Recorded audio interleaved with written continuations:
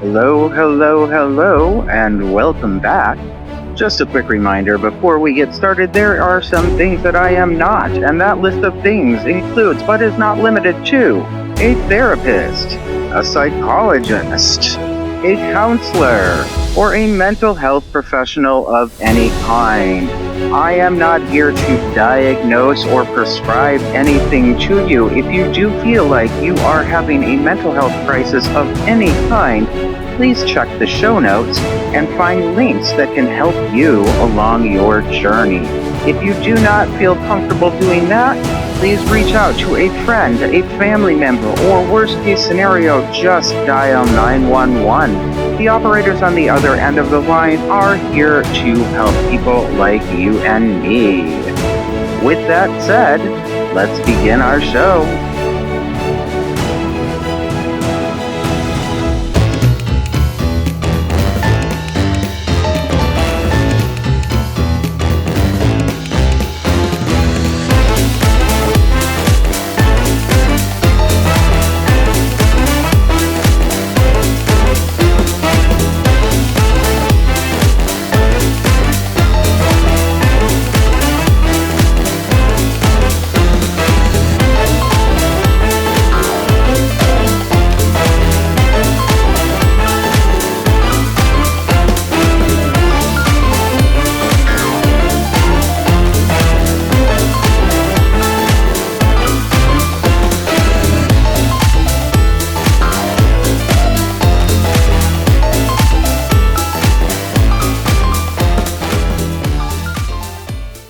Hi everyone, my name is Jack.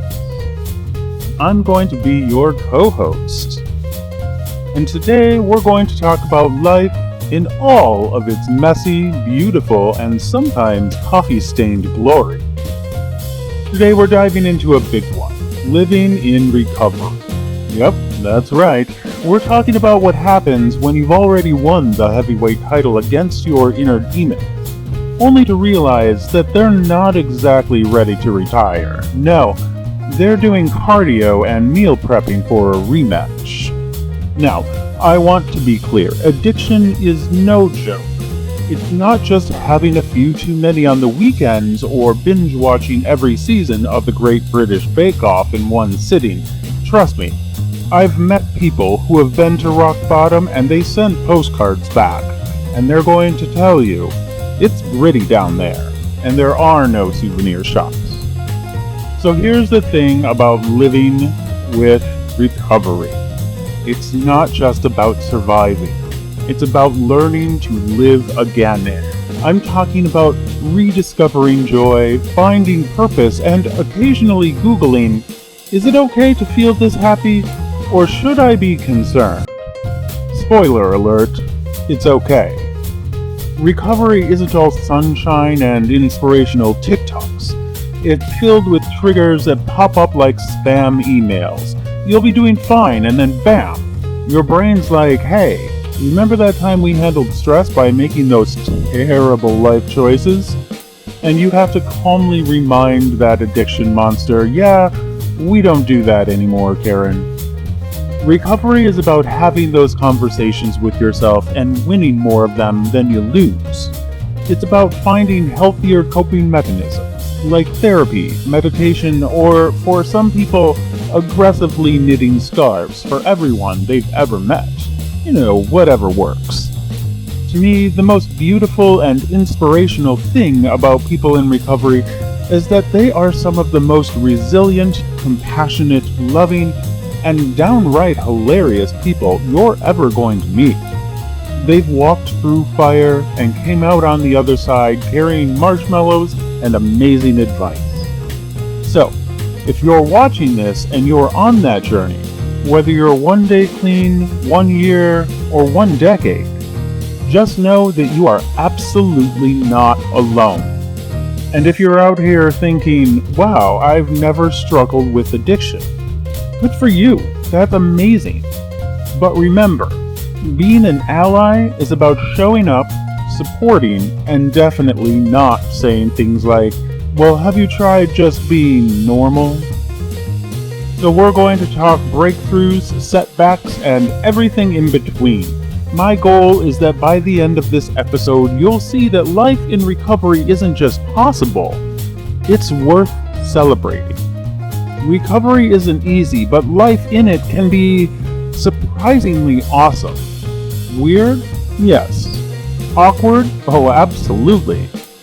But also, totally worth it. Welcome to Error 404, Mental Health Not Found.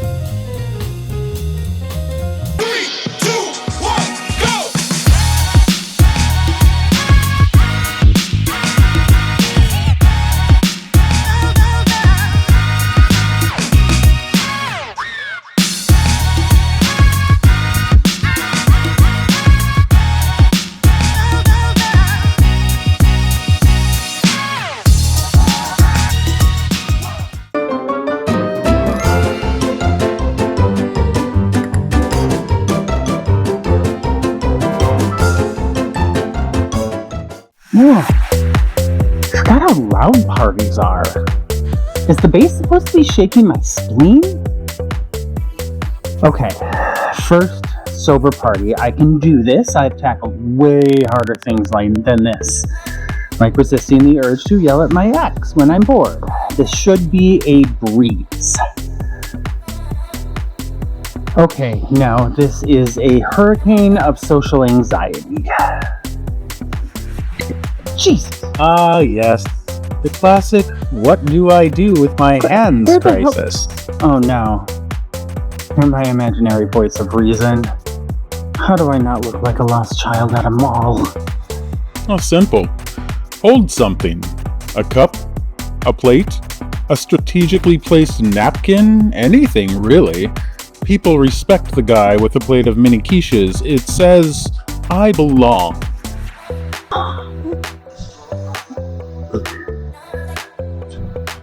Wait, is this? Not your drink. That's Brenda's rum and regret cocktail. You should get your own drink.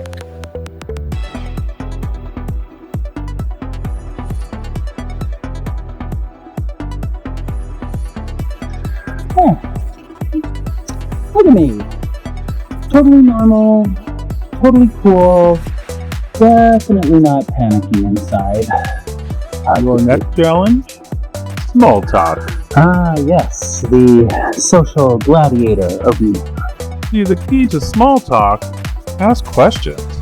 People love to talk about themselves. Go ahead, pick someone and say, so what do you do? Hey, so, what do you do? Oh, I breed exotic tarantulas. I regret everything. Okay, that one's on me. Plan B. Let's try compliments. How about, hey, nice shirt? I mean, people eat that crap up. Oh, hey, nice shirt. Oh, it was my grandmother's. I wear it to honor her memory. Oh, I'm gonna go over there now. Okay, it's time for the final boss.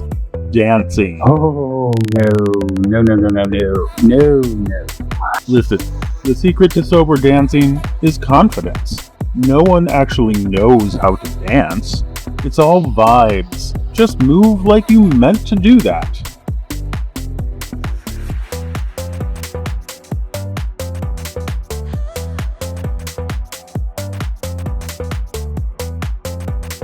Okay, maybe a little less of whatever that is.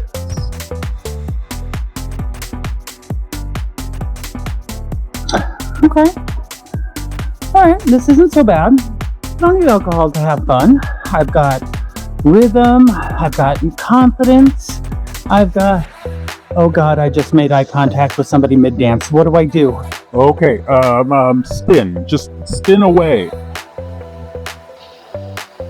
Hey, who needs booze when you have awkward charm and questionable dance moves? So here's to embracing the awkward. Every unplanned, fumbling moment is proof that you're reclaiming your life, one awkward social encounter at a time. And the next time someone asks you, what's in your hand? You can proudly say, it's full of possibility, progress, and yes, even a little bit of awkward charm. So cheers to that. Sober style.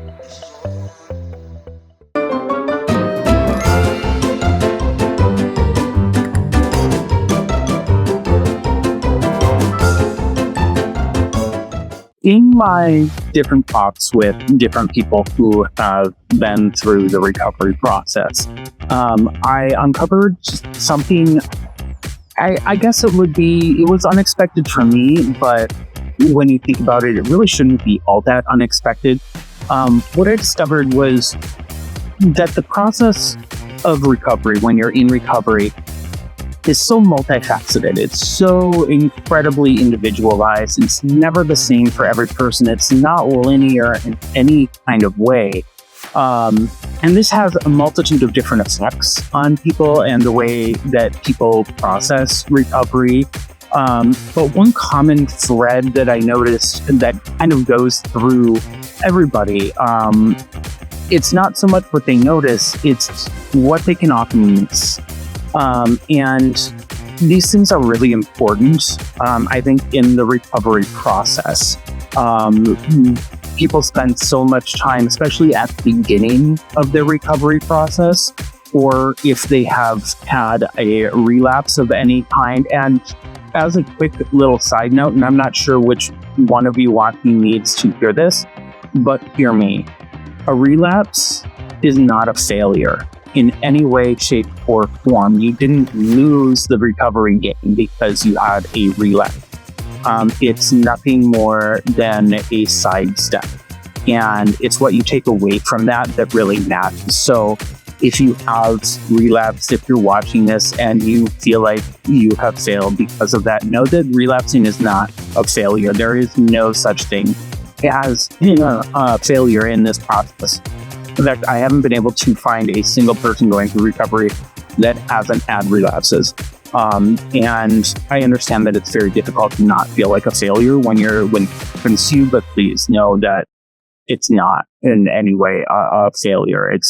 You just have to keep moving forward with it. But when you've had a relapse or when you're really in the beginning of this process, it's so easy to try and focus on what you have to do, what happens when you miss something that you've done, that it's so incredibly easy to miss the win. And the wins that come from recovery, they're oftentimes harder to see because we don't focus on that kind of thing. You're really more focused on trying to find out what these negatives are, and trying to eliminate those from your life. But we, as a people in general, but especially as someone going through recovery, it's very important that you make sure that you take the time to focus on the wins. So I have put together a list of some unexpected wins that I want to go through with all of you. So let's dive into that. All right, so I have a list of 10 wins that I've put together that I think are really kind of important to focus on, things that if we don't focus on them, we can kind of lose track of ourselves in this process. The first win that comes out of recovery is being able to wake up and actually know what day it is.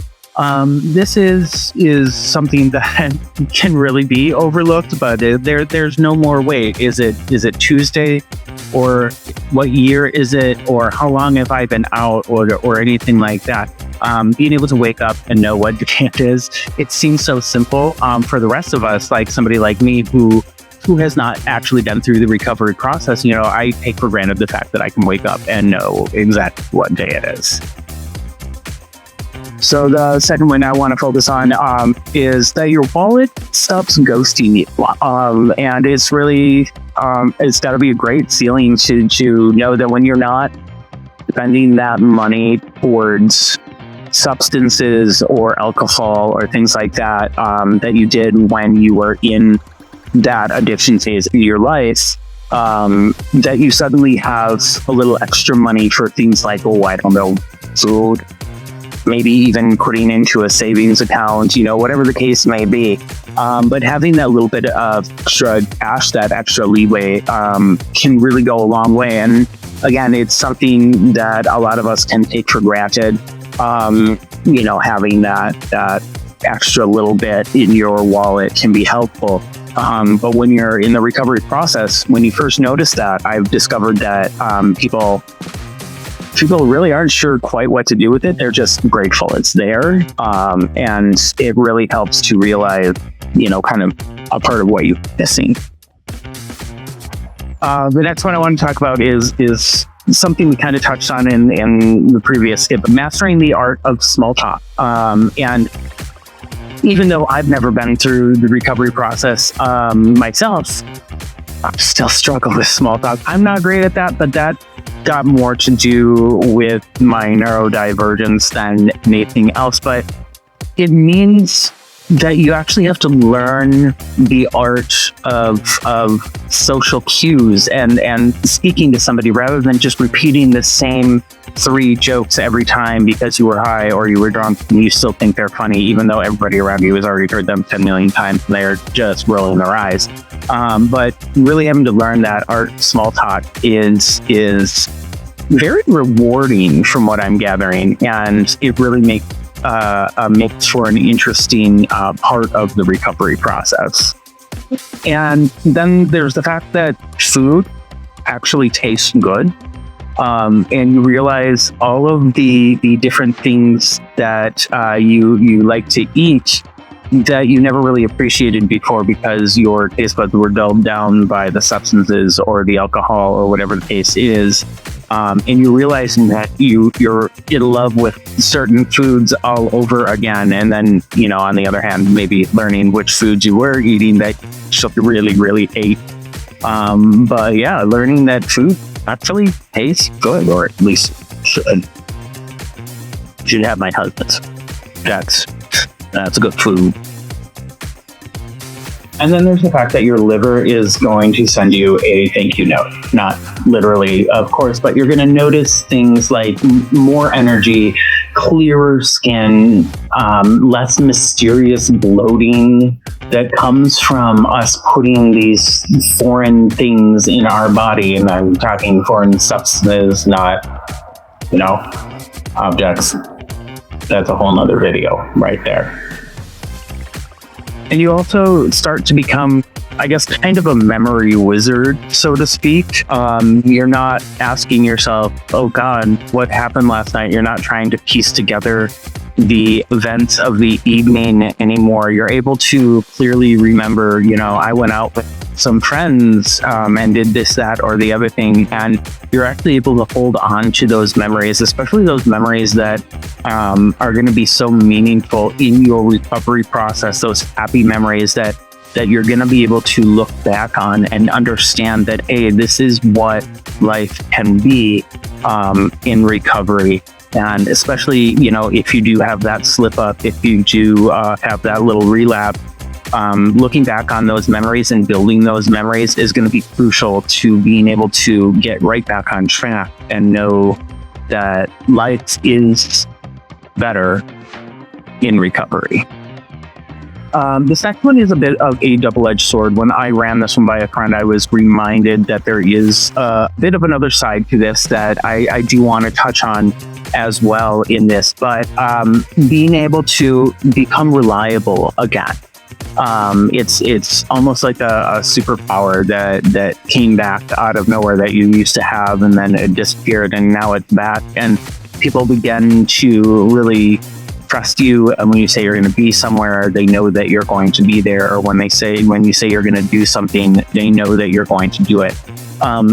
But the flip side that I was reminded of on this is that that process with friends and family is almost never immediate. It's not something that's going to happen with the snap of a finger. It takes time for people to learn to trust again. And that's where we have to learn on both sides of it to have patience and understanding. And from from somebody who has friends that are going in that are currently in recovery.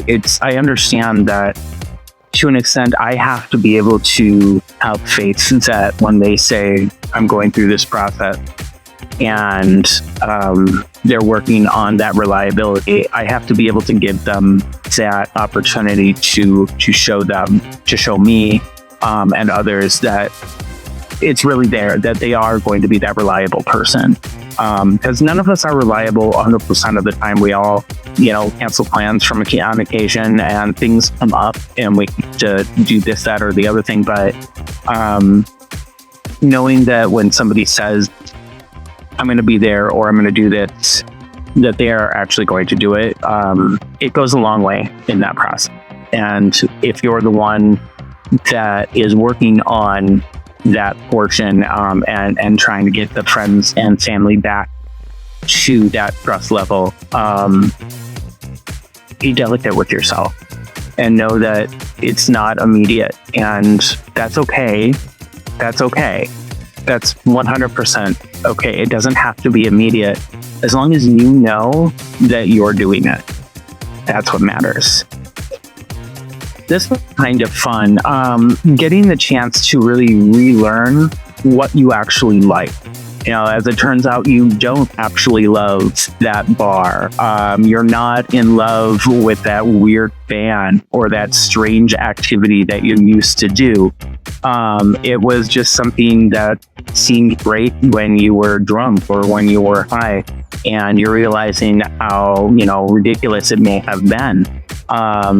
And you get to discover the new things that you really get to enjoy.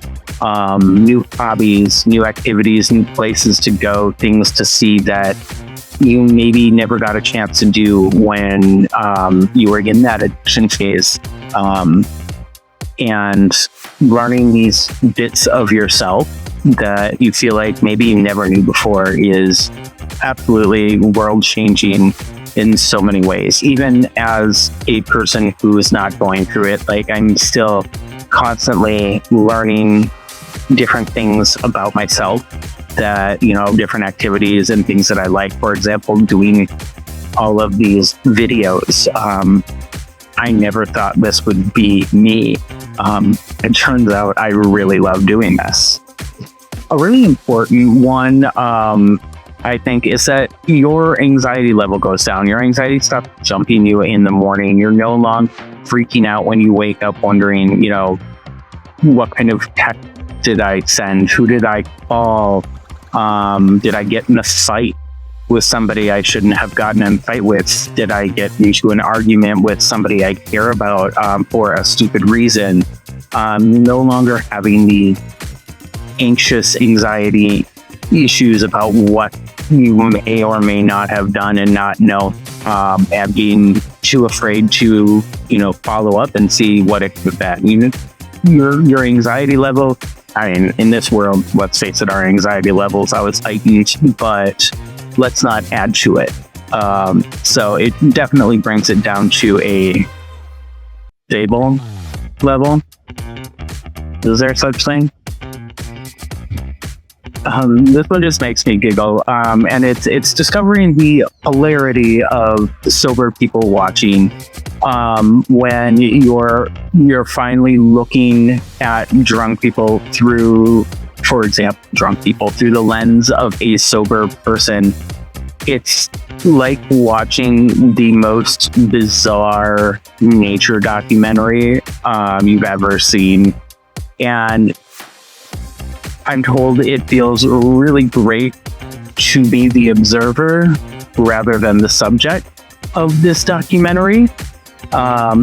Personally, I'm a big people watcher myself, and I love finding the little quirks and idiosyncrasies of people as they're out and about, and being able to rediscover that for what seems like the first time. Just great. It's just great.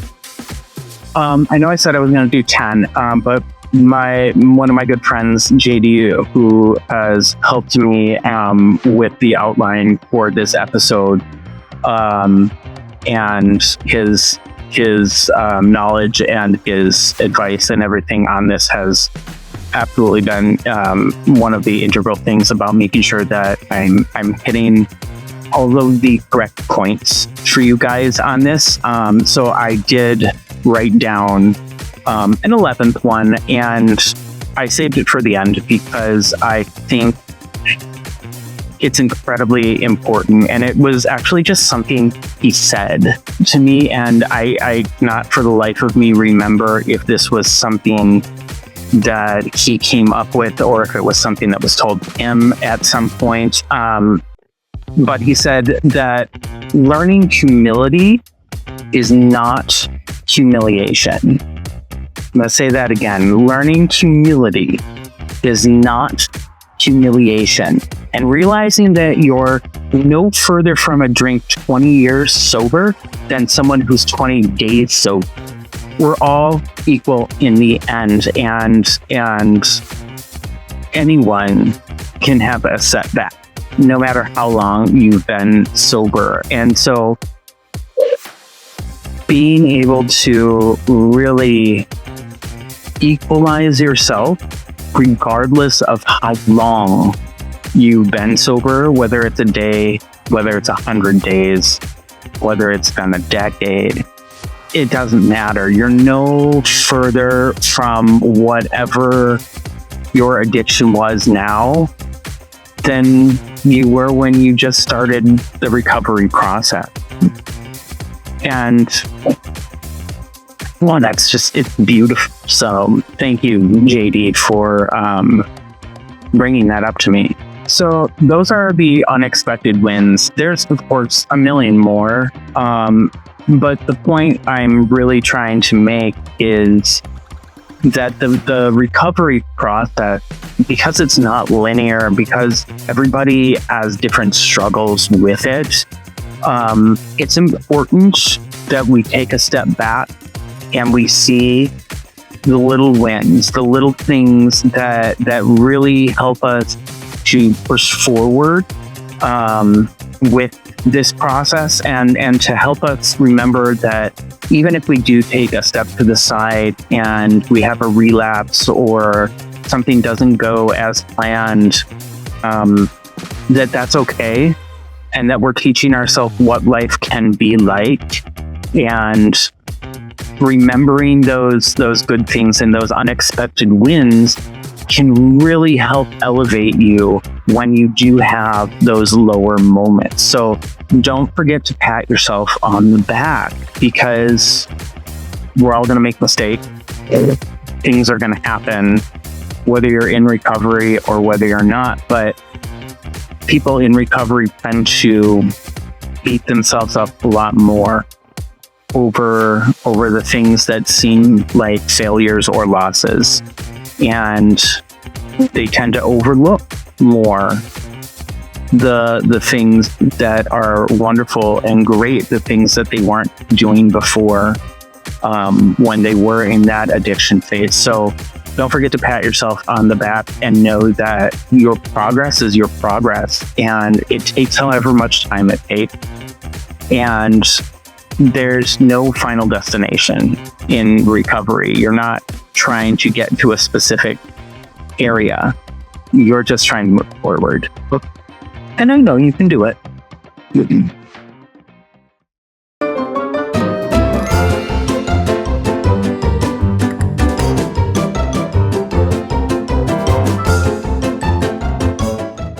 So when you first get sober, people always ask you that one question: how's recovery going? And if you're honest with yourself, the answer is probably, I don't know. Am I thriving? Am I surviving? Is this the Hunger Games?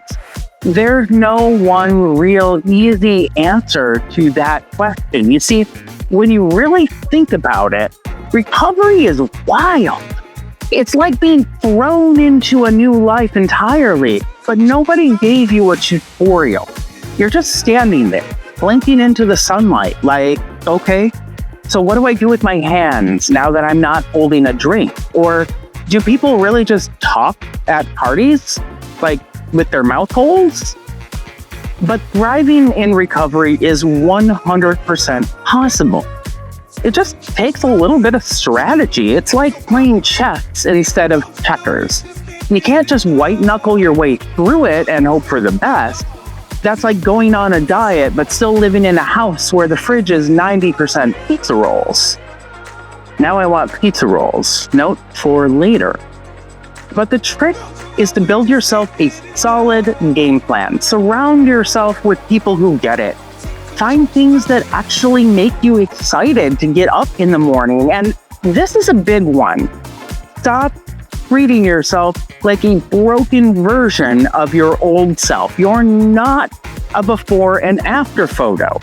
You're a whole ass person, grown, learning, and becoming a way cooler version of yourself than you ever thought possible. So, I thought, let's sit down and talk about some real life tips for thriving in recovery. No fluffy nonsense, no think positive speeches, because if thinking positive was enough, we'd all have our lives together by now. Now, this is about actual practical ways to not just stay sober, but to actually enjoy your life while you do it. So let's dive into it. Let's talk about tips to help you thrive in recovery. Number 1, build a strong support network. This one's important. You want to surround yourself with people who understand and support your recovery journey. This might include support groups, therapists, close friends, or family members. A network of individuals who provide empathy and encouragement and accountability can make all the difference when you're facing challenges. Number 2, you want to establish healthy boundaries. Learning to set clear boundaries with relationships, work, or social situations can help protect your own well-being. By understanding and communicating your own limits, you create a safe space that nurtures your recovery. And over time, this practice builds self-respect and reinforces a sense of control over your own environment. Number 3, invest in self-care and routine. Establishing a consistent daily routine helps to anchor your day and manage your stress. You want to incorporate activities that nurture your mental, emotional, and your physical well-being, like regular exercise, mindfulness or meditation practices, creative pursuits, and making sure you get enough sleep. Prioritizing self-care reinforces your own value and helps you build resilience. Number 4, you want to embrace flexibility and patience. The path to thriving after addiction is never going to be linear. Setbacks happen, and that is part of the process. You need to embrace a mindset that allows for learning from your missteps without harsh judgment. Being patient with yourself as you navigate this journey is really key. Remember that growth takes time, and each step, no matter how small, is progress. Number 5, you want to set meaningful goals. Focusing on setting short-term and long-term goals that align with your values and your interests. Whether it's learning a new skill, pursuing a hobby, or planning your own career path, clear and achievable goals provide motivation and a sense of purpose. And don't forget to celebrate the progress along the way, no matter how small it may seem. And finally, number 6, embrace a growth mindset. Instead of viewing challenges as setbacks, look at them as opportunities for learning and personal development. Embracing a growth mindset can help you see mistakes and obstacles as part of the recovery process, encouraging your persistence and your resilience as you build new skills and behaviors. So these are 6 of the tips for thriving in recovery that I found to be very impactful. But as I was doing research and going through things and talking to people for this particular part of this episode, I found that list is almost never ending, and it's very individualized. And what works for one person may not work for another person. So not everything is going to be a one-size-fits-all. scenario when it comes to the recovery process. So I would be genuinely curious, especially from people who are currently going through the recovery process or have gone through the recovery process and are at a higher place in that, as it were. I don't know if that's the right term for it, but maybe they've been sober longer. Kind of what tips and tricks you might have that really works for you, keeping in mind that, again, not everything is going to fit everybody, and being respectful of where people are on this journey is also going to be crucial in that. But I would really love you to drop in the comments anything you feel was really helpful along your journey there, so that we can keep this conversation going and that this list can just keep growing and growing and growing, and people will always have these different tips to look back on when they need them.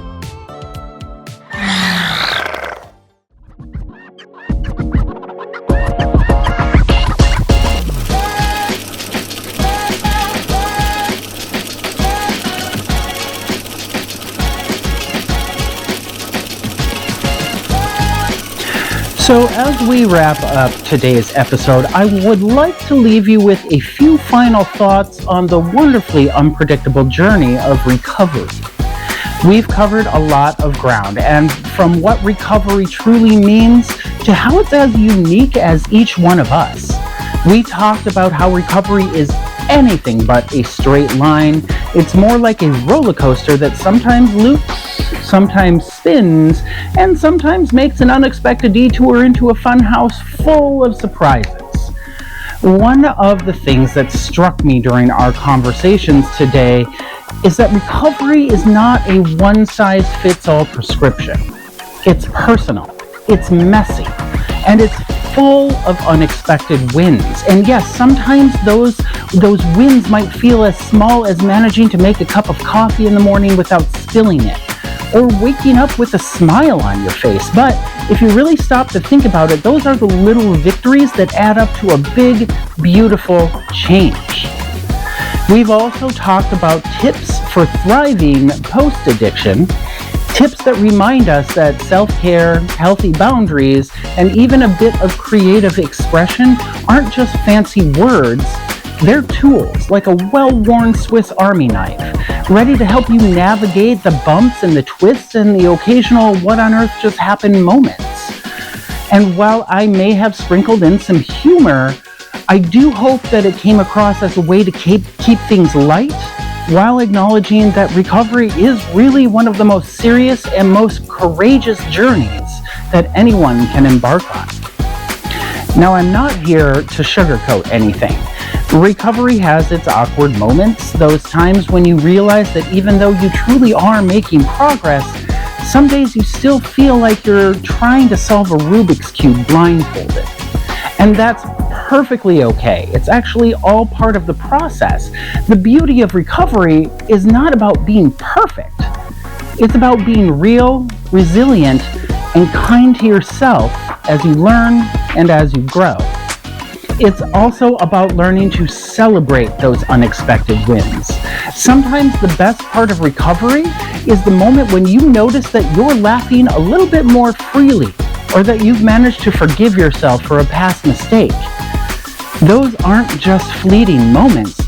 Those are milestones that remind you that you're moving forward, no matter how slowly it may seem at times. And if today's episode has taught us anything, it's that life in recovery is a journey of rediscovery. It's about peeling back the layers of who we once were to uncover the strength and the beauty of who we can become. It's about learning that every setback is an opportunity to learn something new, and every victory, no matter how small, is worth celebrating. So, as we come to the end of this episode, I want you to remember that recovery is not a destination. And while it may feel like you're riding a never-ending roller coaster, know that every twist and every turn is part of your unique story. So embrace those bumps and laugh at the odd moments. And keep your heart open to all of the unexpected joy that life has to offer. Personally, I am truly humbled and honored that my friend Kayla and JD join me on this honest, sometimes awkward, and always inspiring exploration of life in recovery. And whether you're on this journey yourself, cheering someone else on, or simply curious about what it means to heal and grow, please know that your presence matters. And remember, it's okay to lean on those around you, whether that's a friend, a community, or even a trusted professional, because none of us have to do this alone. So let's take a moment to celebrate our collective strength and our commitment to moving forward one imperfect step at a time.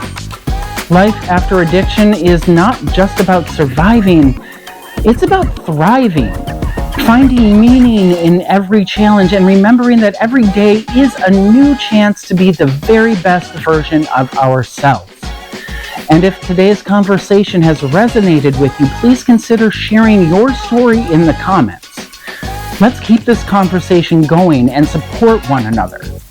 Stay strong, stay hopeful, and above all else, please stay you.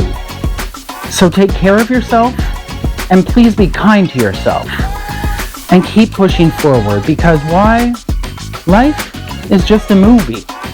And our minds, well, they're the twist we never saw coming. Bye.